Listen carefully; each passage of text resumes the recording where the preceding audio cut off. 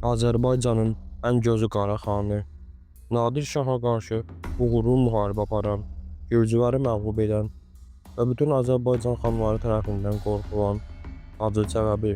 Nadir Şah Səfəvi taxtına oturduqdan sonra 1736-cı ildən etibarən onun bitmək bilməyən müharibələri xalqın belini bükmüşdü.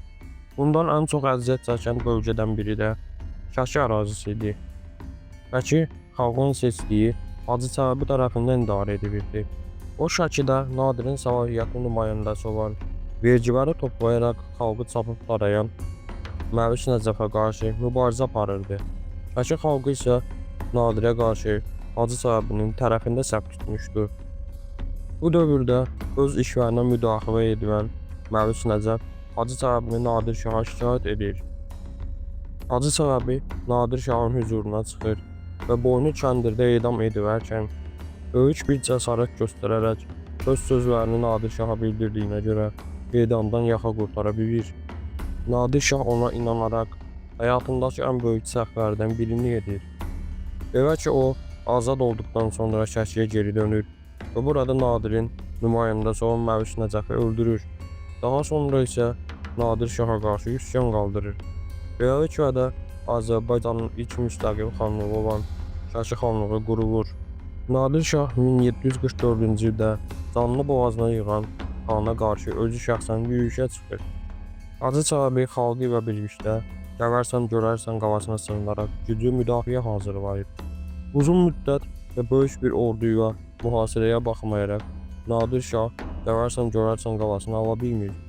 Buna qəzəblənərək o Şəki şəhərini və ətraf kəndləri yandıraraq geri çəkilir. 1745-ci ildə Nadir Şah Hacı Çələbinin üzərinə bir daha ordu göndərir. Ancaq bu orduda Hacı Çələbinin müqavimətini qıra bilməyərək əliboş geri dönür. 1747-ci və gəldikdə Nadir Şah həyatını itirir. Beləliklə də Azərbaycan xanlıqlara bölünür. Bu səfərdə Hacı Çələbi Azərbaycanı birləşdirmək üçün siyasət yürüdür. Onun siyasətindən narahat olan Məhəmməd Həsən xan Qacar, Pənah xan Qarabağlı, Heydərqulu xan Naxçıvanlı, Şahverdi xan Gəncəvi bir araya gələrək Hacı Çələbinin sülh və dostluq yoluna gəlmədiyi üçün ona qarşı mübarizə elan edirlər. Müttəfiqlik üçün Gürcü hökmdarının oğlu İrakliyə xəbər verilir. İrakli müttəfiqlik üçün xanları görüşə çağırır. 1752-ci ildə xanlar İrakliyə görüşərkən o hiyləyə əl ataraq 4 xanı da əsir alır.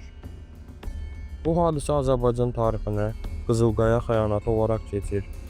Ancaq Pənah xanın oğlu Hacı Çələbiyə gələrək ona vəziyyəti bildirir. Qısa müddətdə Hacı Çələbi ordusunu toplayaraq Gürcülərin üzərinə yürüyüşə çıxır. Gürcülər və Şəki qoşunu arasında baş verən müharibədə Gürcülər darmadağın edir. Xanlar Gürcü əsirliyindən azad edilir. Hacı Çələbi isə bu zaman Gəncə, Qazax və Borçanı da ələ keçirir. Özü isə Gürcüləri Tiflisə qədər qovur. 1755-ci ildə o Şirvana hərəkət edərək Ağsunu mühasirəyə alır. Ancaq Qubalı Hüseynəli xanın köməyi gəlməsi ilə Hacı Çələbi məğlub olur və həmən ildə vəfat edir. Ölümündən sonra Şəki əvvəlki qüdrətini itirsə də, hələ uzun müddət ayaqda qalır.